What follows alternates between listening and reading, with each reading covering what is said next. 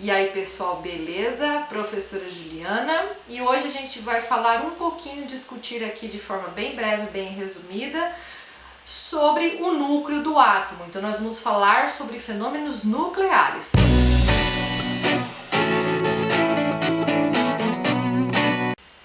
Então, para a gente começar, né, falando desses fenômenos nucleares que envolvem a radioatividade, né, o pessoal fica tudo doido quando fala disso, né?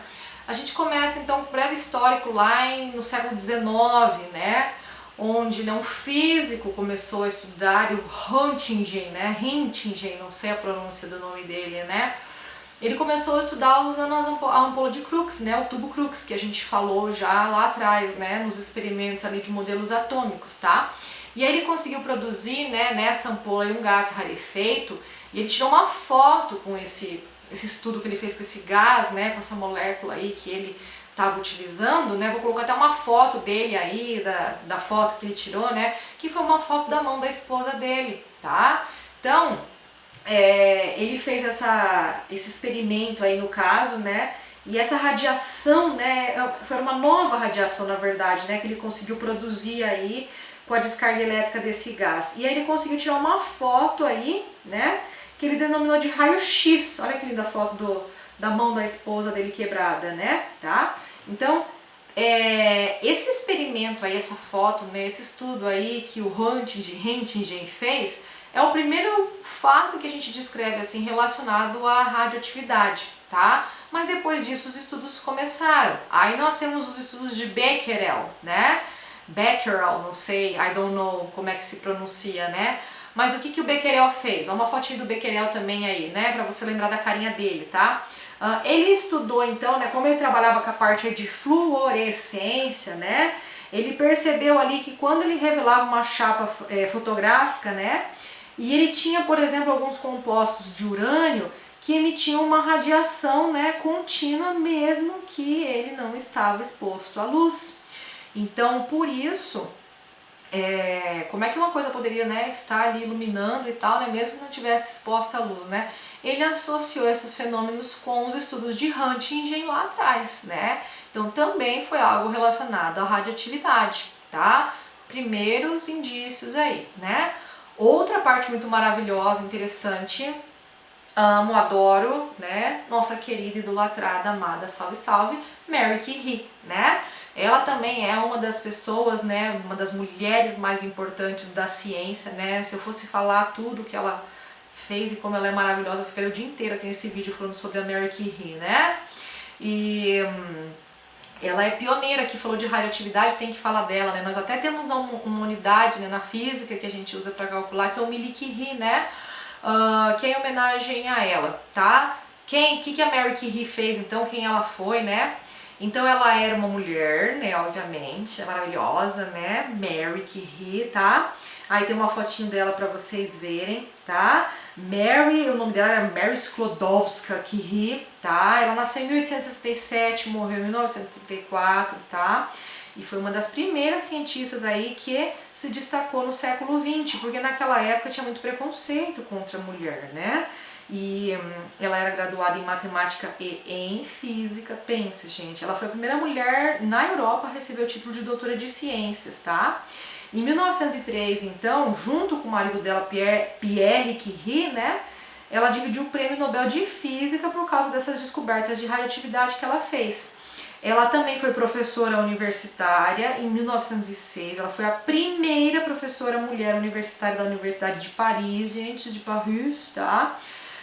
Em 1911 ela ganhou o Nobel de Química, porque ela descobriu, agora nós vamos falar da importância dela, né, já vamos falar aí, ela descobriu o polônio e o rádio, tá? Então, ou seja, ela é a única pessoa a receber 2 prêmios Nobel. Eu fico até meio assim, emocionada de falar dela, né, que eu amo Marie Curie, é pessoal, né? Ela é a única mulher a receber 2 prêmios Nobel, a única pessoa, né, não é nem mulher, tá? Relacionado a esses prêmios, relacionado a esses estudos que ela fez, tá? A radioatividade, ok?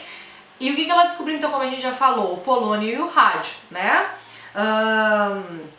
Então vejam aí, né, na foto, né, ela e o marido trabalhando, né, laboratório de pesquisa, certo? E então assim, eles desenvolveram 2 elementos radioativos E aí ela colocou o nome dele de polônio em homenagem à Polônia, que foi onde ela nasceu, né? E o rádio por causa da radiação que ele emitia, tá?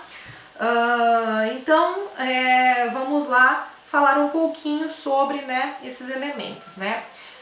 Lembrando então que Mary Curie descobriu porque ela carregava, né? Ela descobriu, não, ela morreu porque ela carregava um saquinho de polônio, né, dentro do bolso dela, a super descoberta dela, né? E isso acabou trazendo alguns problemas de saúde para ela, lógico que a longo prazo, né? E ela acabou vindo a óbito, tá? E o marido dela morreu atropelado por uma carroça, né? Até nem só teve uma morte mais chique do que o marido dela, né? Brincadeiras à parte, né? Vamos falar então das 3 principais partículas emissoras de radioatividade, ok? Então, pessoal, o que a gente precisa pensar quando a gente vai falar aqui de radioatividade? Que o núcleo do átomo está instável, tá? Então agora nós não estamos mais falando de elétrons da eletrosfera, elétrons que estão migrando de um átomo para o outro. Isso acontece o tempo todo, né? Para gerar energia elétrica e tal. Agora nós estamos falando de um núcleo de átomo que é instável, tá? Então o núcleo está atritando e essas instabilidades do núcleo acabam gerando partículas, né, que são consideradas, né, radioativas, tudo bem? Emitem radiação, certo? Então nós temos 3 tipos de partículas radioativas que eu vou colocar a fotinha aí para vocês, tá? Quais seriam elas? A partícula alfa, a partícula beta e a partícula gama, tá? Se você for olhar a fotinho aí, né, até usando o trabalho de Rutherford, né, para a gente poder falar e esquematizar essas partículas, né, nós temos então aí nessa tabela a partícula alfa, que a gente diz que é a partícula, vamos dizer assim, mais baixa em termos de penetração, tá? Ela é rápida, ela tem uma velocidade de 30.000 km por segundo, é relativamente rápida, tá? Mas ela atravessa uma folha de papel, tudo bem? A folha de papel barra esse tipo de partícula, tá? Esse tipo de radiação, né? Tá? E aí a gente considera essa partícula com uma carga positiva, por isso que ela é representada assim, ó, alfa não é A, tá? É um alfa, 2 e 4, tá? Ela é muito semelhante ao átomo de hélio, porque o hélio tem massa 4 também, tudo bem? E essa partícula, ela era atraída pelas cargas negativas do experimento ali de Rutherford, tá? Ele tinha uma placa negativa e essas partículas alfa eram atraídas, então ele supôs que ela tinha cargas positivas e realmente, né, a carga dela considerada é mais 2, tá? E a massa dela é de 4, então ela é uma partícula pesada, tudo bem? A próxima partícula que a gente tem aí, então, seria a partícula beta, tá? A partícula beta, então, ela é uma partícula que a gente considera que ela tem a carga -1 e a massa dela é desprezível, certo? Então, a partícula beta, ela tem, vamos dizer assim, ela desvia, né? O desvio dela, então, é um pouquinho, vamos dizer, maior que a partícula alfa, tá? Porque ela não tem massa, né? Então a partícula alfa, no caso ali, ela, como ela tinha massa, ela se mantinha mais estável, ela não desviava tanto, tá? No bloco ali, no experimento de Rutherford, né, onde ela era atraída, certo? Agora, a partícula beta, ela era então atraída pela placa positiva, por isso que ela recebeu essa carga negativa, mas ela não tem massa, tá? E a velocidade dela, gente? 90% da velocidade da luz no vácuo, ou seja, é muito rápida, né? Muito rápida. Porém, o poder de penetração dela é considerado médio porque ela é barrada por uma lâmina de aço, tá? Então, ela é barrada por uma lâmina de aço. Então, seria um poder de penetração que a gente considera médio, comparado com a alfa e com a gama, certo? Então, a gente até considera ali, como mostra na tabela, que a partícula beta seria um elétron expulso pelo núcleo, tá? Então o núcleo mandou um cara embora ali, né? Não do núcleo, no caso seria um elétron mesmo da eletrosfera, né? Que foi expulso e esse átomo ficou instável, né? Tá? Então por isso que a gente considera aí que a partícula beta é uma partícula negativa, tá? E a partícula gama, tá? A gente não chama nem de partícula, tá? A gama ela seria uma onda eletromagnética, certo? E ela foi, vamos dizer assim, descoberta, né, em 1900 por um francês, tá? O físico chamado Villard, né? Paul Rich Villard, tá? Ela não tem carga elétrica, tá? E ela é considerada uma onda, tá? E a velocidade dela é igual à velocidade da luz, ou seja, ela é muito rápida, tá? E o poder de penetração dela, muito alto mesmo, tá? Então, pessoal, quando você pensa ali, ó, vou colocar outra fotinha agora ali pra vocês, tá? Quando a gente pensa que uma partícula alfa ela penetra até 0,05 centímetros de pele, 0,05, tá? Mas não atravessa uma folha de papel, tá? Não consegue. Ela atravessa, recém consegue assim, entrar na pele, mas ela não atravessa a folha de papel, tá? A beta, então, por sua vez, aí ó, na foto, ó, barrada pela lâmina de aço, laranjinha. E a gama, pessoal, ela só é parada, né, barrada por uma parede de concreto ou por blocos de chumbo, certo? Tá? Então, como que a gente vai trabalhar com essas partículas agora? Tá? Quando a gente fala de núcleo, nós estamos mudando agora o número de prótons. Então, dependendo da partícula com a qual eu for trabalhar, eu vou mudar o número de prótons de um átomo e eu vou mudar o elemento químico. Então, eu começo falando de um elemento e eu transformo ele em outro, tá? Isso que é o louco da radiação, porque ela mexe com o núcleo. Lembra que a gente estudou ali atrás dos isótopos, né? Os isótopos, eles são átomos que têm o mesmo elemento químico. Então, é tudo igual ao número de prótons, tá? Aqui eu vou mudar o número de prótons. Então eu preciso trabalhar com essas radiações aqui e eu preciso também trabalhar com os tempos de meia-vida, que nós vamos comentar já já, tá? É basicamente isso que eu preciso saber em fenômenos nucleares, tá? Então veja essa figurinha agora ali, ó. Quando eu tenho uma partícula alfa, né? Vamos dizer assim, interagindo ali, né? Emitindo uma radiação com um átomo, tá? O que acontece? Ó, veja ali no esqueminha, A-4, o que isso significa? Que eu vou tirar 4, vamos dizer, valores, né? 4 unidades no número da massa desse átomo, e Z-2, Z é o número de prótons, né? Eu vou retirar 2 unidades do número de próton desse átomo com quem ela está interagindo. Então veja o exemplo ali do Ra, que é o radônio, tá? O que vai acontecer com ele? Quando eu transformo ali o radônio de 226, né, ele perde 4 de massa e fica 222. E, desculpa, o rádio, né, gente, desculpa, é o rádio. Quando eu pego o rádio ali e retiro 4 de massa, ele vai de 226 para 222. E aí eu transformo também ali, ó, com a interação da partícula alfa, né, com a emissão de uma partícula alfa no rádio, que é um átomo radioativo. Ele tinha número de prótons 88, vai para 86, ou seja, ele mudou o elemento químico. Então, se eu fui de 88 para 86, eu não tenho mais o mesmo elemento químico, agora são duas coisas diferentes. 88 na tabela periódica de número atômico ou número de prótons é o rádio. Agora 86 sim se transformou no radônio, certo? Agora sim, né? Tô lendo os dois ali, né? Falando um antes do outro. Mas o rádio, quando ele emite uma partícula alfa, ele se transforma no radônio. Tudo bem? Porque agora, pessoal, eu não estou falando mais de elétrons, eu estou falando do núcleo do átomo sendo alterado. Mudando o núcleo, mudando a identidade dele, que são os prótons, eu mudo o elemento químico. Tudo bem? Olha o outro exemplo ali, que é o do polônio. Então vejam ali, quando o polônio ele emite uma partícula alfa, o 84 é o número de prótons e o 210 é o número de massa. A partícula alfa era pesada, lembra? Gordinha, tem 4 de massa e carga mais 2. Então o que eu faço? Se a carga é mais 2, eu vou perder 2 elétrons, né? Se a carga é positiva, né? Estou tirando 2 elétrons. A carga então do polônio ali, no caso, do número de prótons dele, né?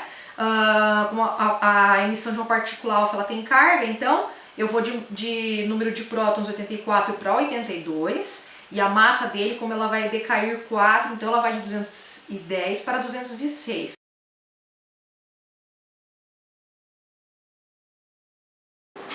Então, quando a gente tem a partícula beta, aí é diferente, né? A beta é como se ela expulsasse um elétron, né? Então, quando ela faz essa expulsão desse elétron, tá? Quando a gente observa ali, ó, ela não tem massa, né? Então, nós vamos transformar essa partícula num isóbaro agora. Lembra do que era isóbaro nos conceitos, né?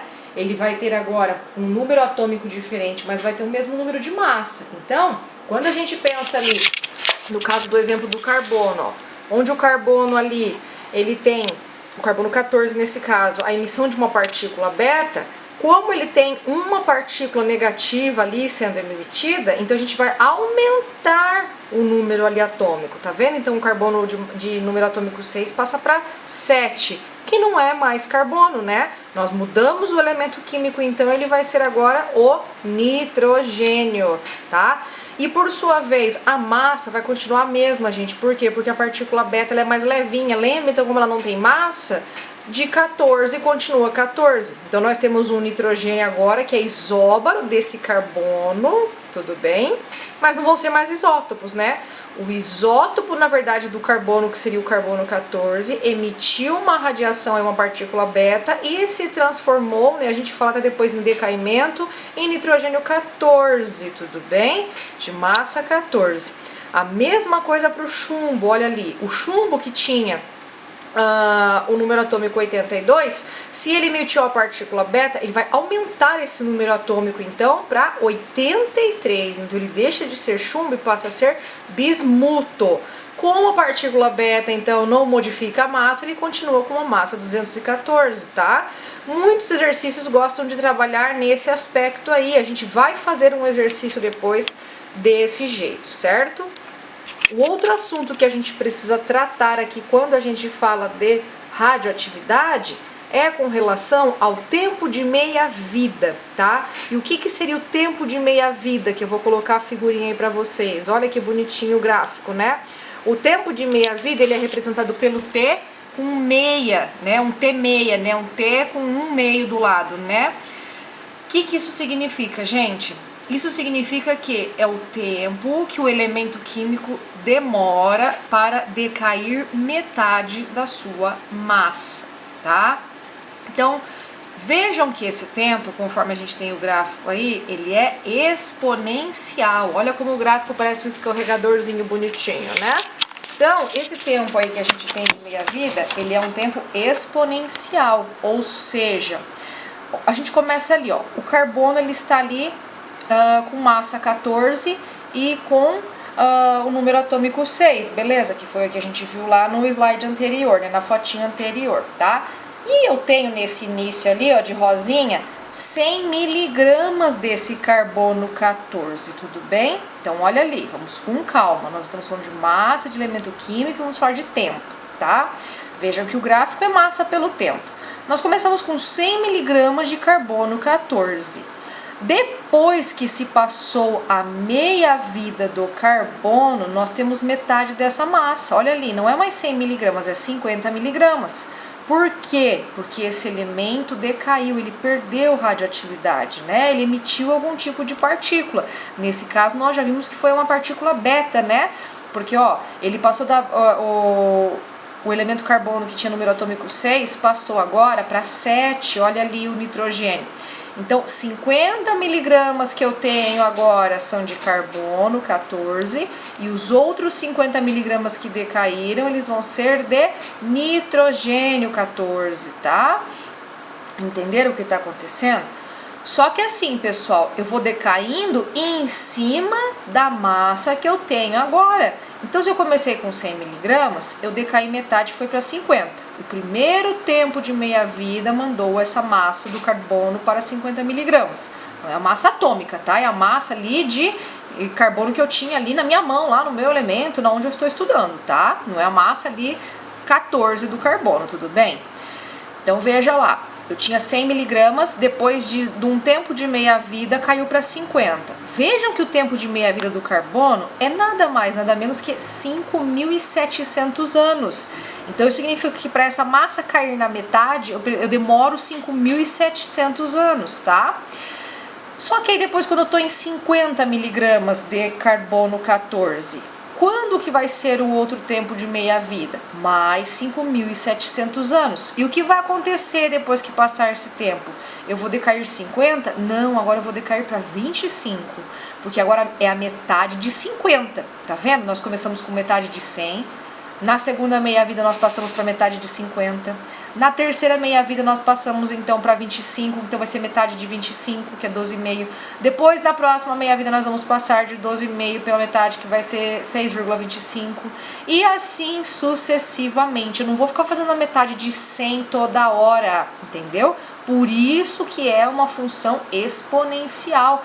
O meu gráfico não fica reto, né? Ele não desce reto assim, porque se fosse assim, teoricamente eu ia chegar uma hora que eu ia ter 0 de carbono 14, né? E ele não vai zerar, ele vai diminuir a quantidade, como você pode ver aí nessa figurinha rosa, né?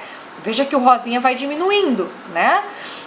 Vai acabando, mas ele não chega a 0, porque o gráfico teoricamente está sempre fazendo uma barriguinha, né?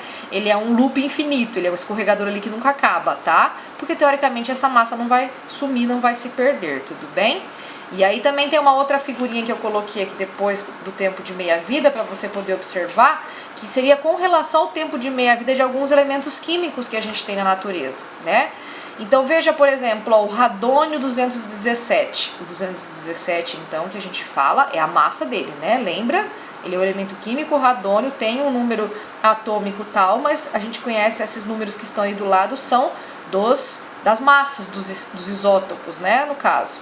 Então, o tempo de meia-vida dele é 0,6 milissegundo. Isso significa que nesse tempo de 0,6 milissegundo, a massa que eu tiver de radônio radioativo, ela decai pela metade. Tá? Então é um tempo rápido, né? É bem tranquilo. Agora, quando eu penso, por exemplo, no tecnécio, o tecnécio ele tem 20 horas de tempo de meia-vida. Então, dali 20 horas que, né, a gente entrou em contato, ou que a gente, né, descobriu ou mexeu com essa substância que tinha, né, tecnécio 95, ela vai decair metade da massa, já vai demorar um pouquinho mais, né? Quando eu penso, por exemplo, no carbono, como a gente já falou, 5.700 anos. Gente, é uma era para poder decompor metade dessa massa de carbono, né? E olha o urânio, gente. Urânio 235, que existe em quantidades cavalares lá na usina de Chernobyl, tá? Maior acidente nuclear que nós temos na história, né? Deixei o vídeo lá para vocês assistirem, tá bom? Assistam o vídeo sobre a visita de Chernobyl, que é muito bacana, muito interessante, né? Gente, esse urânio demora 700 milhões de anos para decair metade da massa, metade, ou seja, vai fazer mal eternamente, né? Esse material radioativo e todas as consequências que um material radioativo pode causar aí, tanto para nossa saúde quanto para nossa vida, né? Só que assim, não podemos pensar em radioatividade só como uma coisa ruim. Nós temos aplicação aí da radioatividade, por exemplo, na medicina nuclear, né, gente? A gente usa aí alguns compostos, né? A gente até chama eles de radionuclídeos, né? Junto com medicamentos aí na indústria farmacêutica e na medicina, para a gente poder achar receptores celulares, achar órgãos específicos, né, alguns contrastes ali que são radioativos, né, que são imprescindíveis para exames dentro da medicina, né, medicina nuclear, tá? Então tem uma aplicação boa a radioatividade, sim. Nós temos a questão também da energia nuclear, que é uma energia também, né, por mais que tenha todo esse acidente aí de Chernobyl, mas é uma energia que poderia, vamos dizer assim, resolver nosso problema enquanto a gente não acha um problema, né, para as hidrelétricas, né? Vou deixar também um outro vídeo depois lá postado para vocês assistirem, tá? Uma outra utilidade da radiação aí também, né? Nós falamos já também lá no começo do Röntgen, né, do raio-x, né? Poxa, olha a importância de um raio-x hoje, né, gente? Para poder diagnosticar aí, né, uma fratura, né, alguma coisa que possa estar acontecendo com algum membro, né? A datação radioativa, que é essa questão do carbono 14 que a gente está falando, ó, na figurinha que bonitinho, o tempo de meia-vida, né, para descobrir a idade de alguns fósseis, né, para estudos de paleontologia, de evolução, é muito importante o uso da datação radioativa, certo? Então nós temos importâncias dentro da radioatividade dos fenômenos nucleares, sim, não é só uma coisa de todo perigosa e que faz mal, né? Tem muitas utilidades que a gente acaba esquecendo, tá? Para finalizar a matéria, então, eu vou deixar para vocês aqui um slide falando sobre fissão e fusão nuclear, tá? Qual que é a diferença desses dois processos que o Enem também gosta muito de falar sobre isso. Então, o que seria aí a fissão nuclear? Tá? Fissão é quebra, né? Quebra dos núcleos, né? Então é muito intuitivo, assim, bem facinho de entender, ó. É basicamente o que acontece numa usina nuclear, tá? O que seria então a fissão nuclear? É o processo de eu quebrar os núcleos dos átomos, né? Essa fissão então é uma quebra, tá? E aí eu vou transformar em núcleos menores.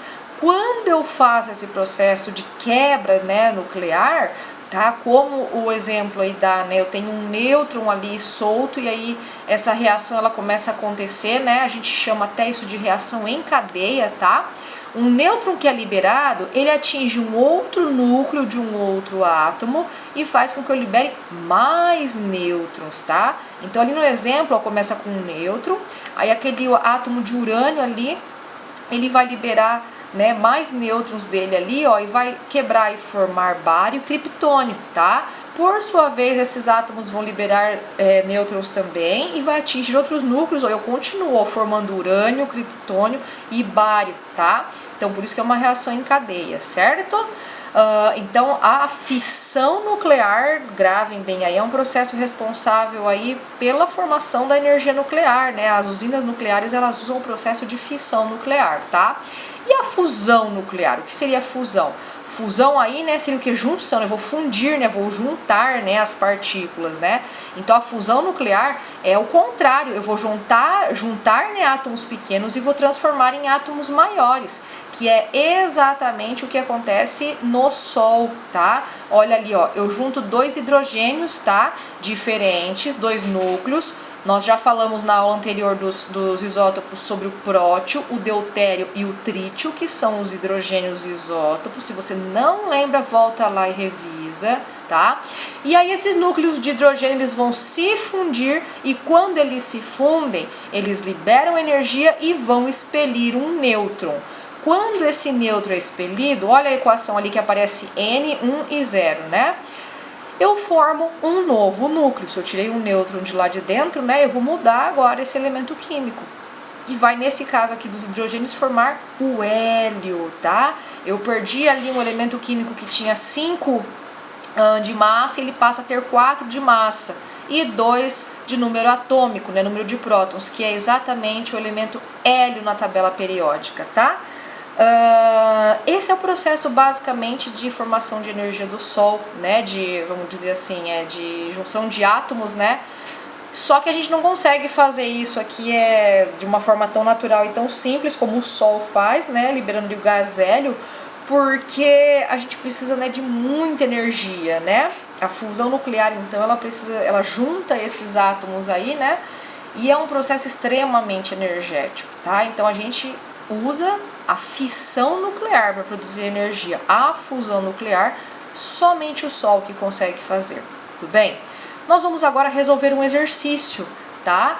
Para poder vocês fixarem esses conceitos aí que a gente estudou até agora, né? E vamos ver se vocês conseguirem entender um pouquinho aí, já ajuda vocês a resolverem os outros aí, tá? Vou colocar então a foto do exercício 6 aí, da página subsequente da matéria, que vamos fazer a primeira equação então aí, ó. Ele fala assim, ó, complete as equações nucleares apresentadas a seguir. Então ele já me disse que é uma equação nuclear, eu estou trabalhando com fenômenos nucleares, tá? Tem alguns números faltando ali na minha equação, ó. Você pode ver que a minha equação tem U, né, mais N, que seria um núcleo, um nêutron no caso, né, aí depois aquele U lá tem um C, que é o césio, com um A em cima. Eu preciso achar aquele A, ué, não tá escrito, como é que eu vou saber, né, o que é, né? E depois do lado tem um SE, né, que é o selênio com um Z embaixo, tá? Gente, tá faltando coisa. O que é aquele Z? Aquele Z é um número atômico e ele não tá descrito. E aquele A do lado do C do césio, ele é o número de massa e não tá descrito, tá? O que está acontecendo aqui, ó? Esse urânio aqui no caso, ele acabou sofrendo um processo aqui, ó, que formou dois átomos diferentes, dois elementos químicos diferentes, que seria o césio e o selênio, tá? Gente, como que eu vou descobrir o valor de A da massa lá em cima? Eu preciso então fazer a soma de tudo que eu tenho do lado da setinha, né, à direita, que seriam os produtos da minha equação nuclear. E esse número de massa, que é tudo que está em cima, tem que bater com o U dali do lado. Então a massa do U é 236, certo? Então agora olha lá, do outro lado eu tenho, lembrando, do lado do U eu tenho ali, né, um nêutron e ele tem 1 de massa, então é 236 mais 1, tá? Então do lado dos reagentes eu tenho 237 de massa. Agora olha lá o césio, ele tem A, que eu não sei o que é, mais 84 do selênio, mais agora 3 nêutrons, olha ali, é 3 vezes 1, né? Então, 84 mais 3 vezes 1, que é 3, vai dar 87. 87, para chegar em 236, faltam quantos? Olha ali, ó. Ou melhor, em 237, né? Desculpa, porque do lado dos reagentes, 237. Quanto que falta? 150. Então, lá aquele A do césio, ele vai ter que ser 150. Por quê? 150 mais 84 mais 3 vai dar 237, que é o mesmo número ali relacionado com o urânio mais aquele nêutron. Tudo bem?